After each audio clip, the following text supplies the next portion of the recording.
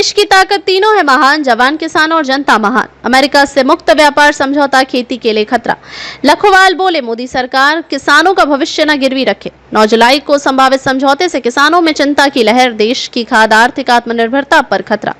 भारतीय किसान यूनियन भाकियू लखोवाल के प्रदेश अध्यक्ष हरिंदर सिंह लखोवाल ने आज एक प्रेस वार्ता में भारत सरकार को स्पष्ट चेतावनी दी कि अमेरिका के साथ प्रस्तावित मुक्त व्यापार समझौता भारत के कृषि और डेयरी क्षेत्र के लिए गंभीर खतरा बन सकता है। उन्होंने कहा कि यदि सरकार ने समझौते में खेती और डेयरी को शामिल किया तो देश का किसान वर्ग आर्थिक रूप से बर्बाद हो जाएगा और भारत की खाद्य संप्रभुता पर बड़ा संकट आ जाएगा। क्या है मुद्दा? भारत सरकार 9 जुलाई को अमेरिका के साथ एक व्यापक मुक्त व्यापार समझौते FTA पर हस्ताक्षर करने जा रही है, जिसका उद्देश्य 2 देशों के बीच आयात निर्यात को आसान बनाना और व्यापारिक शुल्कों को कम करना है। यह समझौता भारत के विभिन्न व्यापारिक क्षेत्रों को प्रभावित करेगा, लेकिन सबसे अधिक खतरा कृषि और डेयरी सेक्टर पर मंडरा रहा है। लखोवाल ने कहा, अमेरिका जैसे विकसित देशों में कृषि बड़े पैमाने पर भारी सब्सिडी और अत्याधुनिक तकनीकों पर आधारित है। वहाँ किसान को डीजल, खाद, बीज, फसल बीमा सब कुछ सस्ता या मुफ्त मिलता है।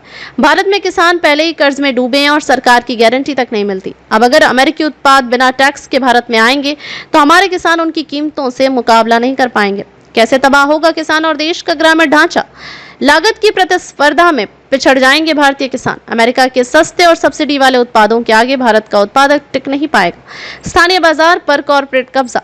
बहुराष्ट्रीय कंपनियां बाजार में कब्जा कर लेंगी, जिससे छोटे किसानों और डेयरी उत्पादकों की रोजी रोटी छिन जाएगी। ग्रामीण बेरोजगारी में तेज उछाल। खेती और डेयरी से जुड़े करोड़ों मजदूर बेरोजगार हो सकते हैं।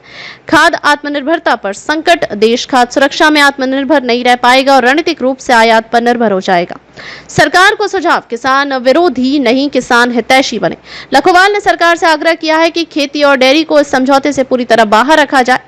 देश में दाल, तेल और बीजों के आयात को कम करने के लिए किसानों को उचित MSP गारंटी कानून और प्रोत्साहन दिया जाए। अगर सरकार चाहे तो भारत में ही इन उत्पादों को उगाने की व्यवस्था बन सकती है और विदेशों पर निर्भरता खत्म की जा सकती है।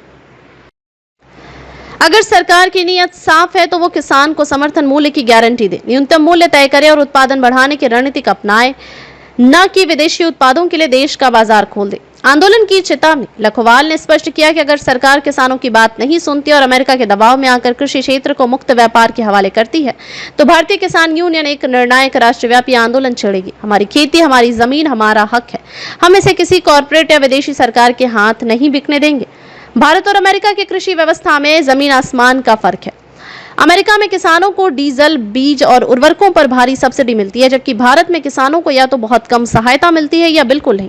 अमेरिका में खेती बड़े बड़े फार्मों पर होती है, जिनके पास उन्नत मशीनें और तकनीक होती है। इसके विपरीत भारत में ज्यादातर किसान छोटे और बिखरे हुए खेतों पर खेती करते हैं और आधुनिक उपकरणों तक उनकी पहुंच सीमित है, क्योंकि वे बेहद महंगे होते हैं। अमेरिका में खेती करने वाले लोग देश की कुल आबादी का केवल 2 से 3% है।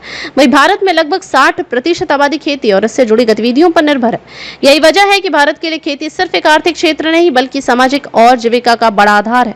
जहां अमेरिका में किसानों को व्यापक फसल बीमा योजनाएं और मजबूत न्यूनतम समर्थन मूल्य MSP की व्यवस्था मिलती है, वहीं भारत में ये सुविधाएं या तो अपर्याप्त हैं या फिर लगातार विवादों में रहती हैं।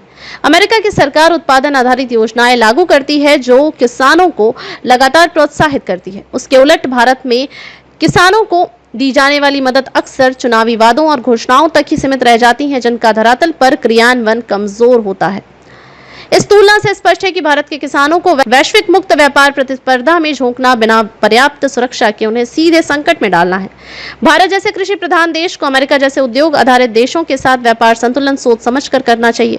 सरकार को यह समझना होगा कि FTA केवल व्यापार नहीं बल्कि भारत की आत्मनिर्भरता और करोड़ों किसानों के भविष्य का प्रश्न है। यदि सरकार ने देश के किसानों को अनदेखा किया तो यह निर्णय राजनीतिक और सामाजिक रूप से बेहद महंगा साबित हो सकता है। देखते रहिए स्वदेश स्पीक TV। लाइक, शेयर और सब्सक्राइब करना न भूलें देश, लोकतंत्र और भविष्य की सबसे बड़ी खबरों के लिए।